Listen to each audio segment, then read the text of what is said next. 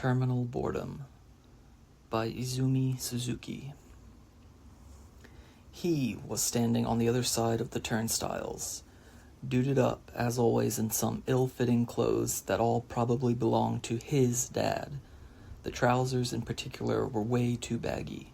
He gave a little wave with one hand, not even bothering to peel his back off the pillar he was leaning against. I inserted my ticket into the slot and waited for the metal bar to move out of the way. The boy behind me plastered himself to my back and followed me through. He probably couldn't afford a ticket. Once we were on the other side, he mumbled something that might have been thanks, and slouched off. "What was that?" he asked, smirking. "Same thing you always do." "All the heads who couldn't make it through are grouping up." "What'll they do? If they miss the last train, I mean." "Just get thrown out." "Yeah? I thought they could spend the night if they didn't have anyone to vouch for them." "That's ancient history. The population's got too big. They can't accommodate everyone anymore." We leaned against the pillar, side by side. My legs got tired pretty much right away, though, and I got down on my haunches. He crouched down beside me. "Want to go somewhere?" I sighed. "Sure. Above ground, I guess?" He sighed, too. Then, with an exaggerated air, "We do the same thing every time we hang out. I thought we were supposed to be madly in love." I rolled my eyes. We were similar. That's all it ever was. 2 years ago, I'd been happy about it. Not only did we have the same sign and the same blood type, but we were even the same height and weight. Now I'm an inch taller, though. Good grief, he stood up. "Even moving around like this, I feel like I'm going to drop dead. Why do I feel so sluggish?" "Have you eaten?" "Oh, there you go. Slipped my mind. I've been trying to eat before I go out. I keep on collapsing.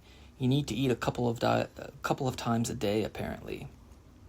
"I wonder why," he mused vacantly. I had always assumed he was doing an impression of a moron, but sometimes I wonder if he isn't simply stupid. "It's probably the boredom, if you're not doing anything." "Yeah, you must be right." There were a bunch of young men and women, aged from 12 or 13 all the way up to 30 or so, sitting around next to the stairwell up to the surface. Not a job between them. "How about we head to the unemployment cafeteria?" he suggested over his shoulder. "No way. That's where all the gangsters hang out. If they snatch my ID card, I'm screwed. They'll sell it on the black market." "But you've got me to protect you," he burst out laughing. I gave him a look that made it clear I wasn't amused. Above ground, the sun was beating down on the filthy town spread out before us. Unfettered spaces scare me. I'm not used to scenes that aren't in a frame. Looking at a picture inside a border always calms me down. Whether it's an ultra vista or the real thing, it's probably from all the TV. Maybe I'll do a little shopping. I don't want to be involved. I'll wait outside. It's more fun with a co-conspirator. Maybe not you, though. You seem like you'd blow it spectacularly. He prides himself on the fact that he's never been caught shoplifting.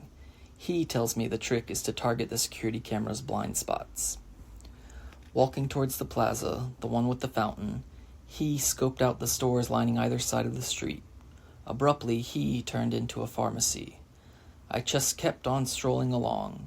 He caught up to me again almost right away. After walking in silence for a little while, he turned into a small alley, probably going to see his fence. After a minute or two, he came down from the second floor of a building with some cash in his hand. It wasn't much. "Here." He gave it to me. Not my best work. The clerk was super intense. He was giving me the eye the whole time. Probably didn't want to lose his job, so I had to settle for stuff that wasn't worth a whole lot.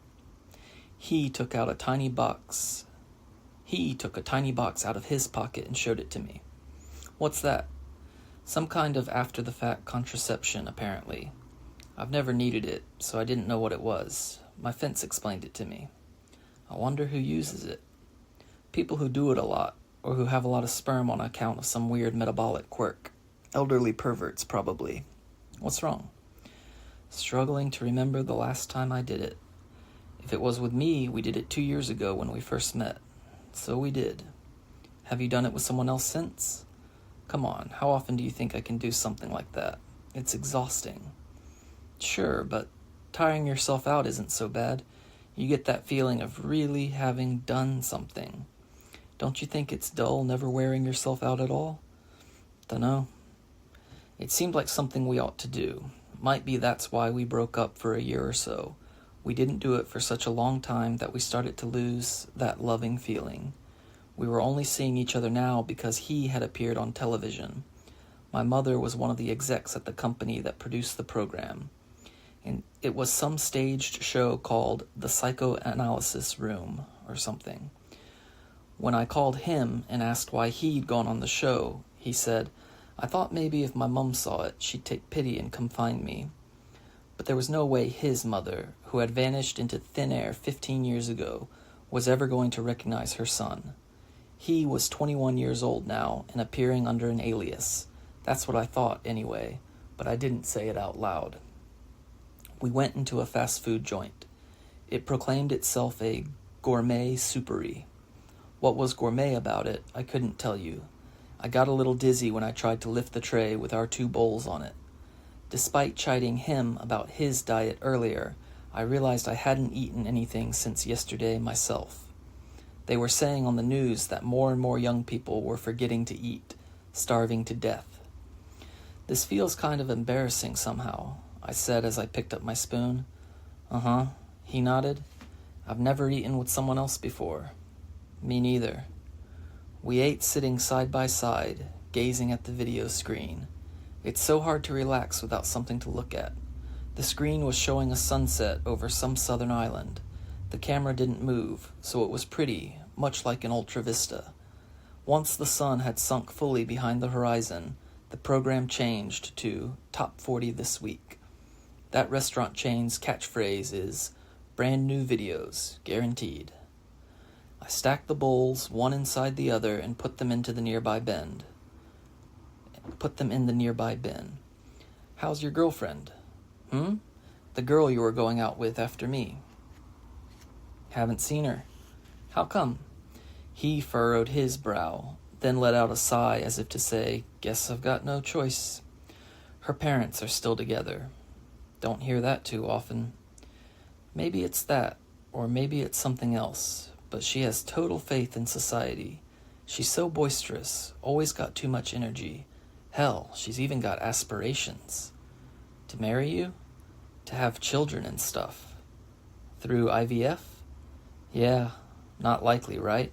Not with a physique like that. She was about 4'9" and 110 pounds. The average height for someone that weight is about 5'6", men and women alike. Anyways, that's all I'm going to say about it. Sighing again, he returned his gaze to the screen. What more could there be to say? Maybe she still had periods. I used to myself for 2 or 3 years when I was younger. Once I hit 18, I started eating less and less, and then before I knew it, I just wasn't getting them anymore. I mean, no one's going to like you if you have a classic woman's figure, or a man's. The only ones with any meat on their bones in this day and age are older people and pregnant women on a hospital diet. He was staring at the pop star on the screen. She was probably the one he was truly in love with.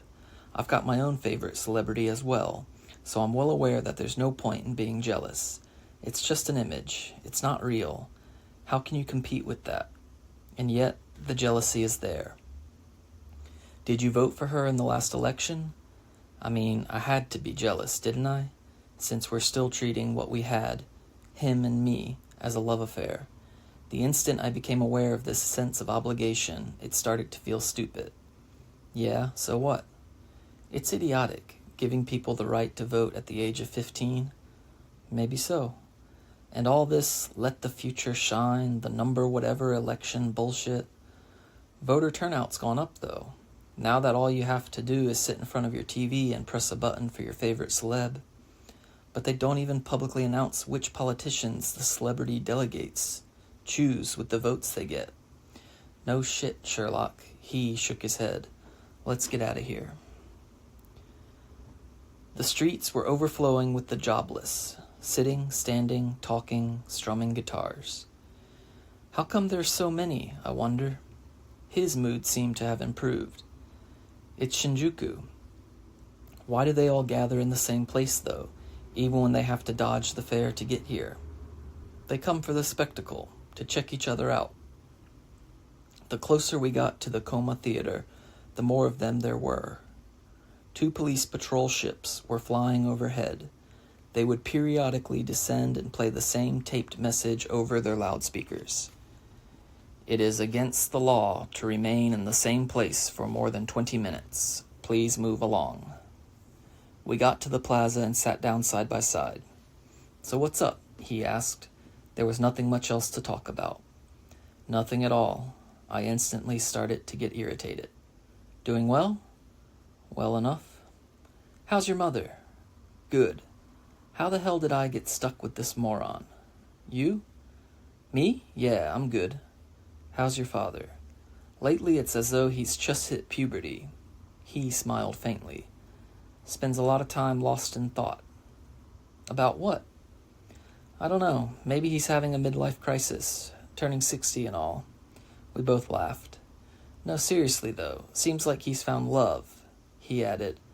Old people have so much energy, you know? It seems like he's really giving it everything he's got, keeping a diary, writing letters, sending gifts. Is she a real person? A strange question, but he seemed to know what I meant. Not a celebrity, in other words. I think so, yeah. Doesn't seem like a green door anyway. An image, he meant, though it's a term they use with psychedelics, too. Isn't that a lot of effort, being in love at that age? Yeah, they act like it's this huge deal. Not like us, right? Young people get involved out of a sense of obligation. It's like we have to, or because we've got nothing better to do. He followed this with some total bullshit. I'm not talking about you, of course. You're special. You understand that, don't you? And I looked down my nose at him. I couldn't tell whether I was genuinely pissed off or not. The performance had just become a part of my personality. If nothing else, I can be pretty sure I'm not happy, I thought vacantly. You know I care about you, right? His voice had developed an edge to it, though maybe that was an act as well. Like how? Not that I really cared. All kinds of ways. You, in the black, move along. The warning voice sounded over the loudspeaker of the patrol ship. Move along. As the vehicle started to descend, the figure in the black leapt up and took off running. Not swiftly enough, though. A mechanical arm reached down out of the patrol ship. The perp raised both hands. If you've got your arms at your sides when they grab you, they get pinned there, and you're more likely to get injured. The patrol ship departed with the black-clad figure dangling helplessly in the air beneath it. Fucking horrible. He looked up. What'll happen now?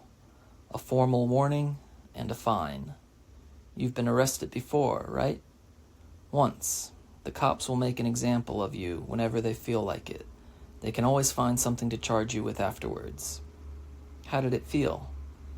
Being carried up and away with my arms spread out like that? It reminded me of the opening to that Fellini movie. It meant nothing to me. You don't know much of anything, do you?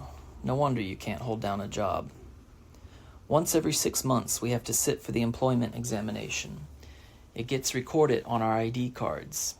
What the penalty is for not showing up, I don't know.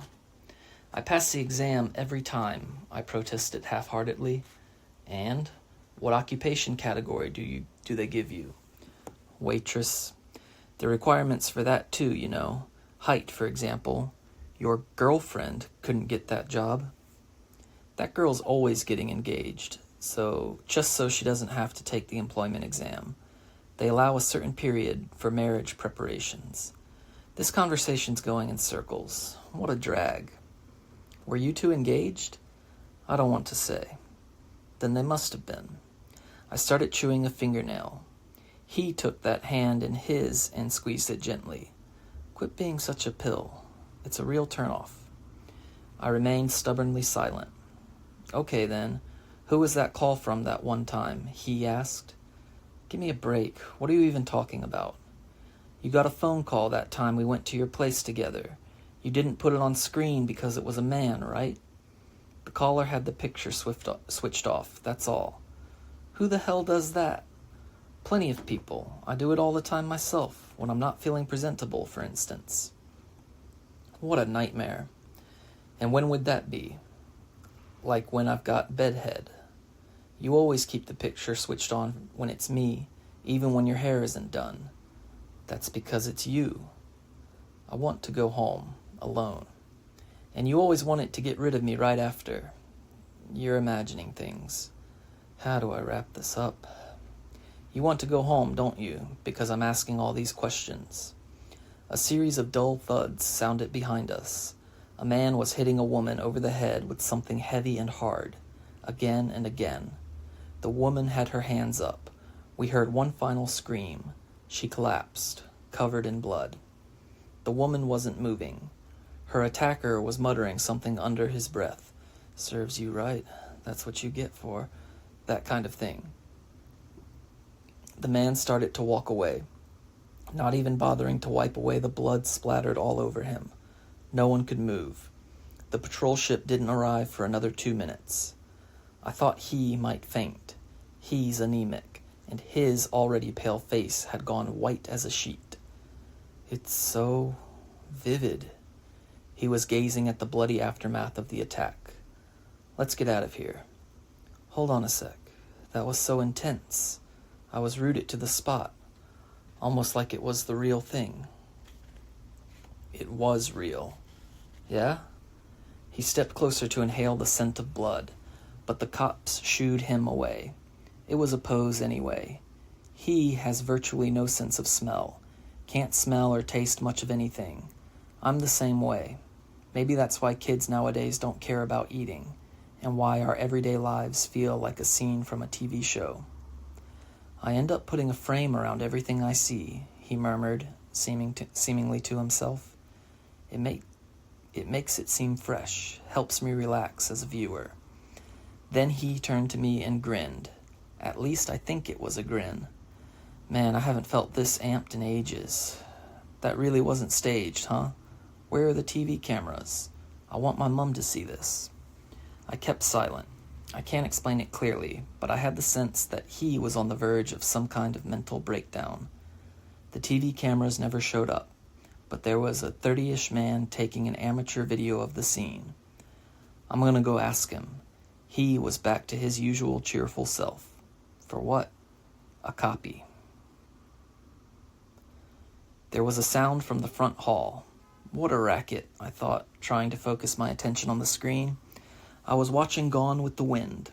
Seemed like my mother had arrived home, and right at the finale, the scene where Rhett Butler leaves and Scarlett O'Hara collapses on the stairs. I always end up crying at that part. No matter how many times I watch it, I end up crying. Ever since I've been old enough to really understand the world, these past 2 years or so, I've never once cried at a scene in real life. Whenever something serious happens, I just convince myself it's no big deal.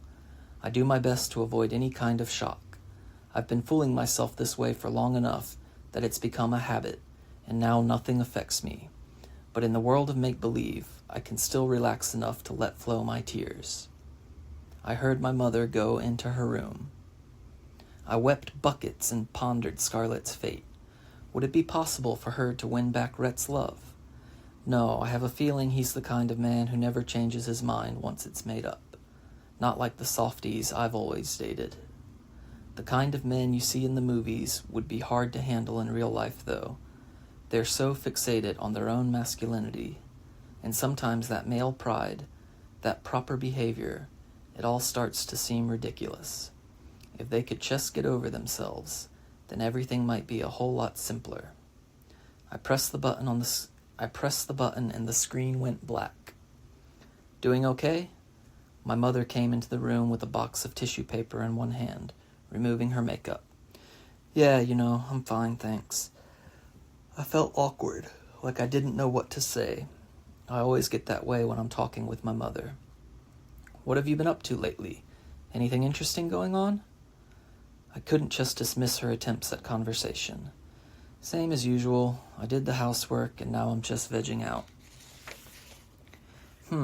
Must be nice to have so much time on your hands. My mother was crouching down and spreading cream all over her face. I had no desire to see a grown woman looking like that. If you check the memory, you'll see, but there was a phone call from Daddy. This was a dicey topic. I see. My mother's expression didn't change, but her face was a mask of white, so it was hard to tell. What did he say? I recorded it. Wasn't much of a conversation, though. I just can't get on the same wavelength as someone like him. I know he means well, but he sucks all the air out of the room, that man. Was I allowed to agree? And every word out of his mouth is an exaggeration. My mother nodded to herself. The cream had become translucent. She gestured for the tissues and started wiping it away. That's what they used to call personality back in the last century. I hate these wishy-washy boys nowadays, but that doesn't mean I want someone so hard-headed. Doesn't it kind of seem like he wants you back? I couldn't settle down with the TV off, but I felt like it'd be rude to turn it on. Is that the impression you got? Yeah, still as dumb as ever. Her former husband, she meant. He's like a wind-up metal robot. He'll keep on going just as he is until Judgment Day. Mum? What? You know a lot of words, huh? That's because I don't spend all day in front of the tube like you. I even read books, if you can believe it. By the time she was done wiping off her face, there was a huge mound of used tissues. I threw them away. There was a call from Daddy's wife, too, later on. What did she say? My mother stood up with the tissue box in her hand. She just kept squawking on and on, asking, "Has my husband been over there? She's a real dog, huh?" I was buttering my mother up.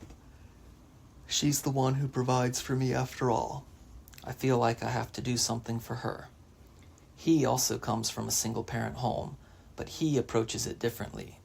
He's decided it was his father's fault that his mother left, so he deals with it by bleeding him dry and ignoring him at the same time.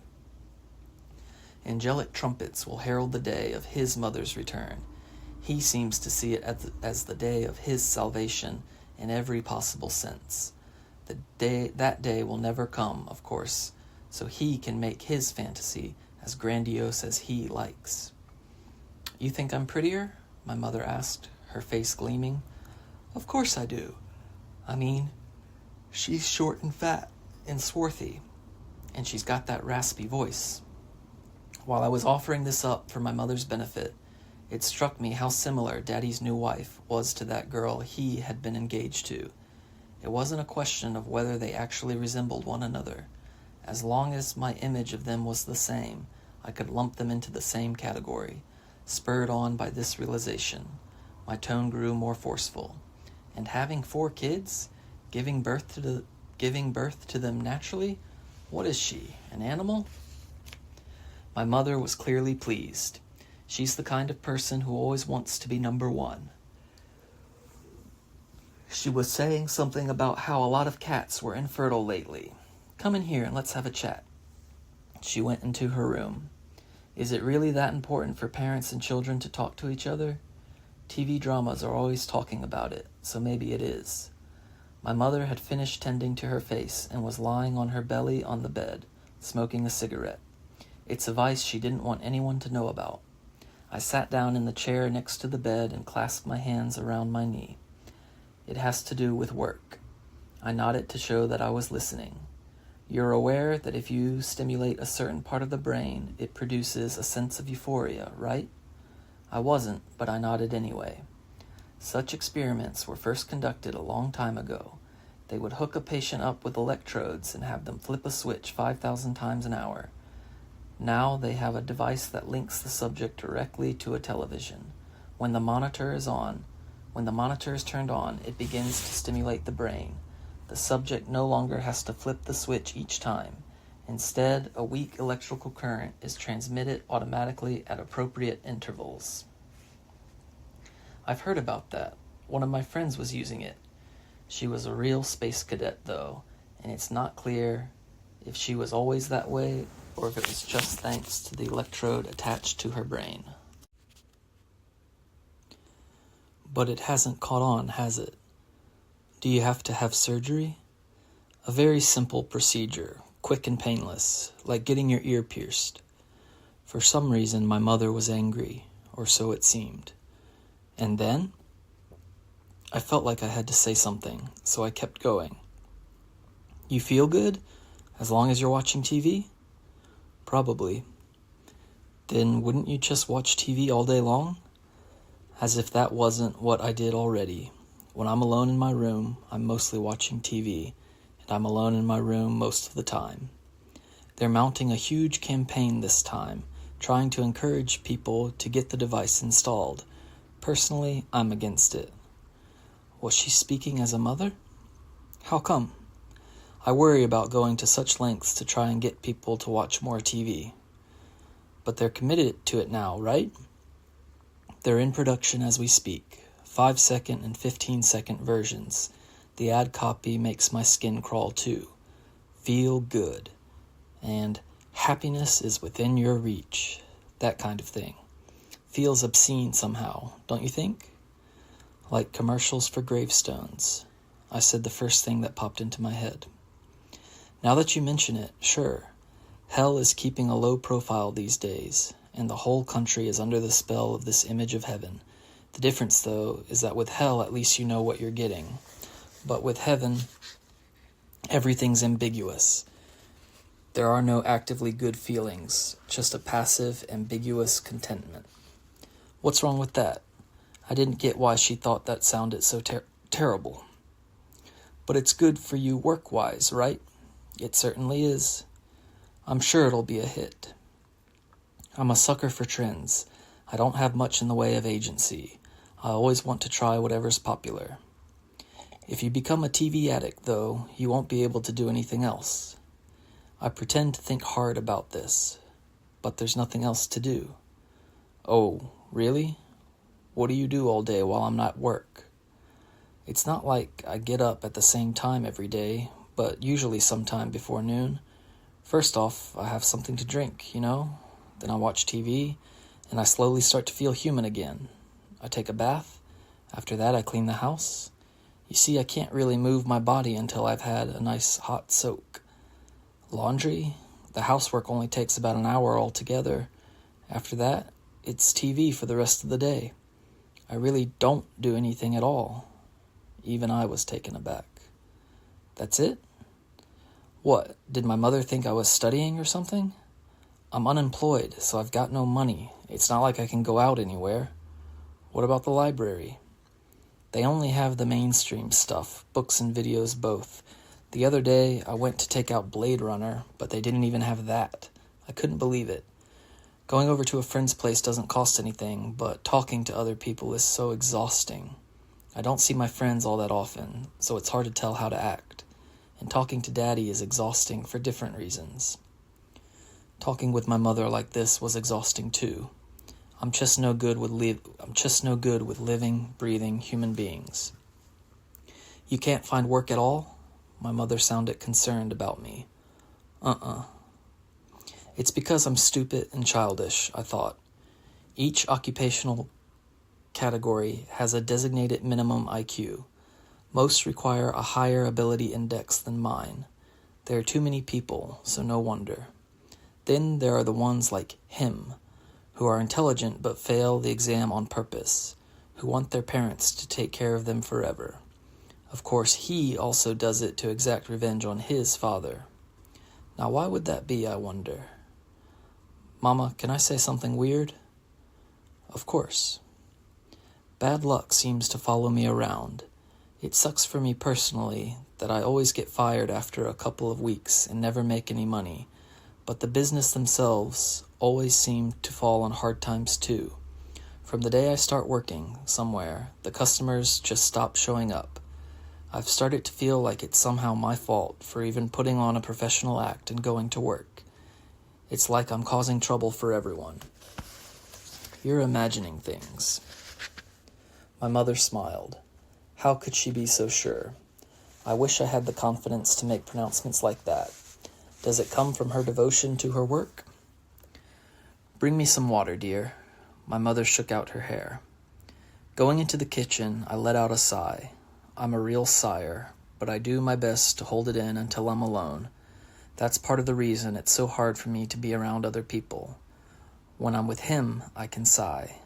Maybe that's why I put up with him. Why don't you go back to school? My mother asked when I brought her the water. It's not like there are a lot of places I can go.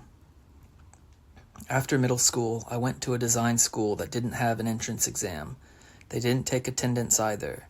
They had some fancy ideal of a liberal education. It was fun. Even after I graduated, I would still go hang out there whenever I got an invite to a dance party or something. That's where I met him. I liked that he wasn't an old classmate of mine. Still, it's not like it had to be him.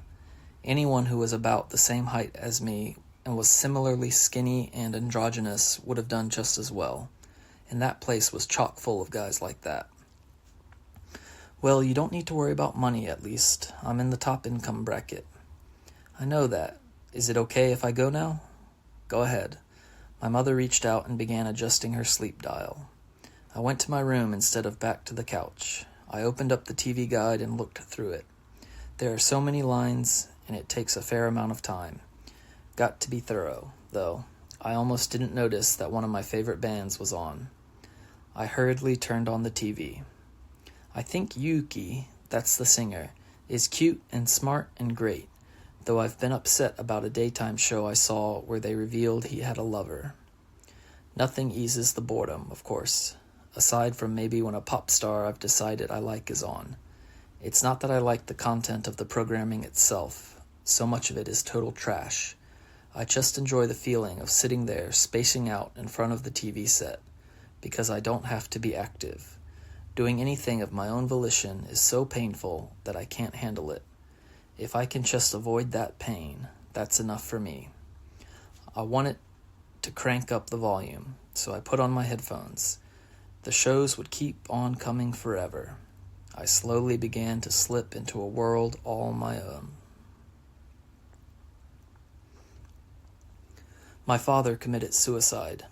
I have no idea what went on between my parents. My mother has taken a leave of absence from work and checked herself into one of those mental hospitals that sells itself like a resort. Apparently she's going to write an essay on the world of television while she's there. The worst part about it is that my dad's wife has started calling all the time. If someone grabs my hand when I don't want them to, I can never bring myself to shake them off. That's just the kind of person I am. So all I can do when this person, the wife of someone who is basically a total stranger to me, calls up is grit my teeth and listen to her reminisce and lament. Do you have any idea how hopelessly in love with him I was? What the hell am I supposed to answer to that? So I just keep silent. It's not like I can tell her I thought my father was a loser. I know perfectly well what a good match my father and his new wife were. They both had total faith in society, which is I guess why he committed suicide. He actually believed his death might have some kind of effect. Talk about optimistic. At the same time, I've developed a conditioned response to the face of my father's widow. Every time I see it, I'm reminded of that girl he was with. I've become crazed with jealousy. Feels like the first time in forever I felt any kind of emotion. Having emotions is a good thing. Better than not having them anyway. Why do you have the video switched off? He asked from the screen. Because I'm naked, I lied. I felt like messing with his head a little. Can you put something on? It makes me anxious when I can't see your face. I've got nothing to wear, I replied, suppressing a giggle. Fine, I'll turn mine off too. The screen went black. So what's up? Having a conversation with just our voices was strange, but kind of fun. I've got something important to ask you, so can you get serious? Sure. Man, this is embarrassing. I'm not sure about asking this. Should I do it anyway, even though I can't see your face? What a weirdo. Just spit it out. Okay then, do you like me? Sure I like you, you know that. Like how? Like I like myself. That's one hell of an answer. What's this about? Well, I've got this plan. Is this conversation being recorded? Nope. You sure? I hate holding on to love letters. What's up with you anyway? Well, I was thinking, what if we became one, like body and soul? What do you think? I have no idea what you mean. What could he possibly have in mind? I got one of those devices installed in my brain. I want you to try it too. It'll change your whole outlook. Maybe, but my mom's against it. She's away right now, but she'd never give me the money for it anyway.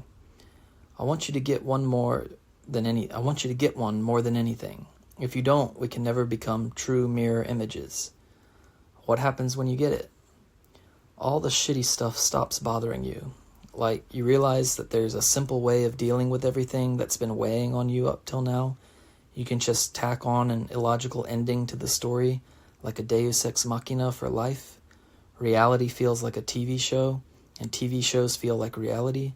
It's like the boundary between them breaks down, like you're living in a dream. Sounds like my kind of world, but I'd prefer living in a nightmare. It does cause a little bit of confusion. Sometimes you have to think for a minute before you can be sure if something's happened to you or to the protagonist of a TV show. But that's no big deal, right? Not at all, I answered right away.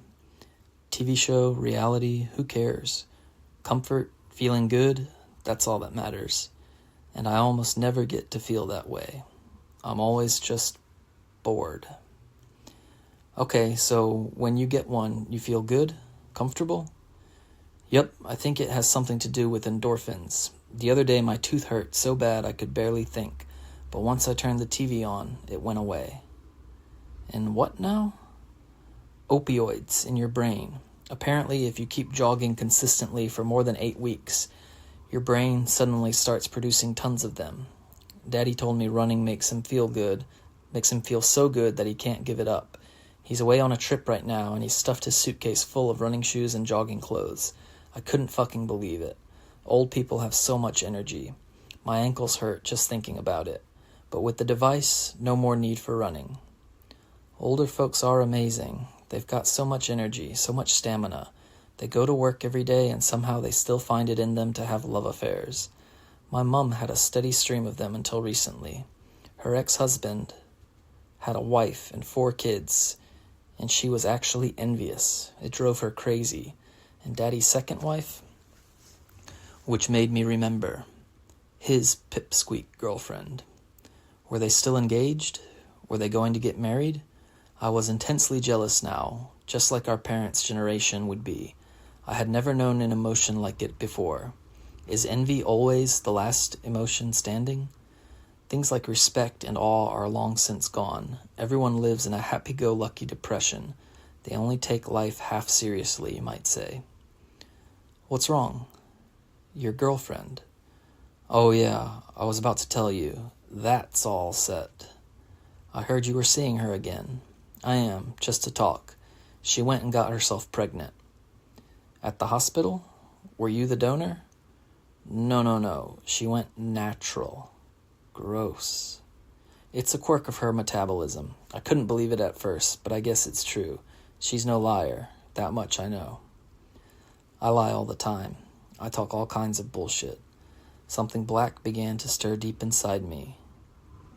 But this happened because of you? She says she only dates one person at a time, he said, dodging my question. She says her head gets filled up with thoughts of that person, and here's the thing, she trusts me completely. She says things like, "You're a good person," and "I'll never betray you," and "We'll be together forever." Bullshit, you're making this up. I told you, didn't I? I seriously wonder if she's an angel or something. Her vitality, the force of her sexual desire, I don't think she would die even if you killed her, so I want to try to find out. I'm hanging up. My head hurt. I wanted to get into bed. Wait, I don't want a kid. I want to slip quietly into oblivion, all by myself. I I have to do something about her. Help me. If you're going to talk her out of it, do it on your own. I'm no match for her, physically. Listen, please, can you come over today? Right now? I'm begging you. The screen flared to life, and I could see that he was kneeling with his forehead pressed to the ground. Please, say something. I love you, for starters. You're my angel. No, my devil, my lovely devil. I mean it. His father's apartment was fully mechanized, everything spick and span. This way. His room was especially clean, airy, and pleasant. Seemed like a nice place to spend your time. A video camera was set up in one corner. What do you record? My daily life. And you watch it later? Wow, must be riveting. Sometimes. He adjusted the lighting, temperature, and fan. You clean a lot, huh? It passes the time. He put me on a tape. It showed the square near the Coma Theater. It's from that day. I got the guy to make me a copy. The murder played out again on screen. Doesn't have much impact, does it? Right? If I don't keep reminding myself that this really happened, it seems so lackluster. But the angle's bad and the camera shakes, so it's really not like a TV show either. This has been copied so many times. See how the picture quality's degraded? Makes it feel so much more authentic. The parts you can't see all that clearly stimulate the imagination. Exactly. Now this I bought the other day. It's a document of someone's suicide. Apparently the guy was up to his ears in debt, and he made this so his family could sell it and pay off the loans. And it was a hit. Want to see? He switched out the tape. A sober-looking, middle-aged man was making introductory remarks. He was about the same age as my father. Hadn't Dad committed suicide? And they looked pretty similar, but of course it wasn't him. He sounds so matter-of-fact, right?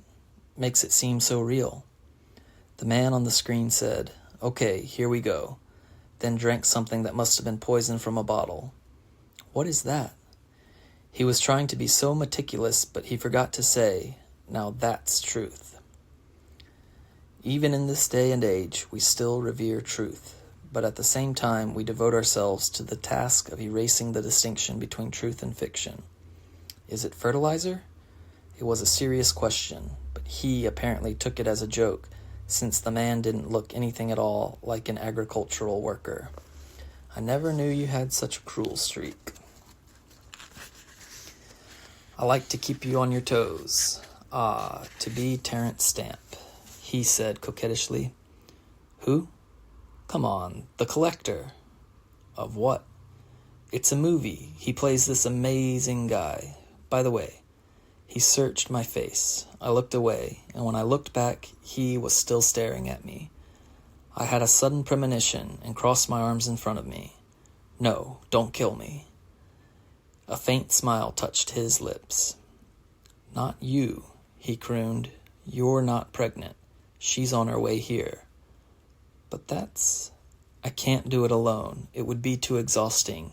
I need you to hold her down, since I'm sure she'll fight back. I don't want to. I think it'll be simplicity itself once we actually get going, wringing her neck or whatever. If I were the pregnant one, would it be the other way around? Would you get her help to kill me?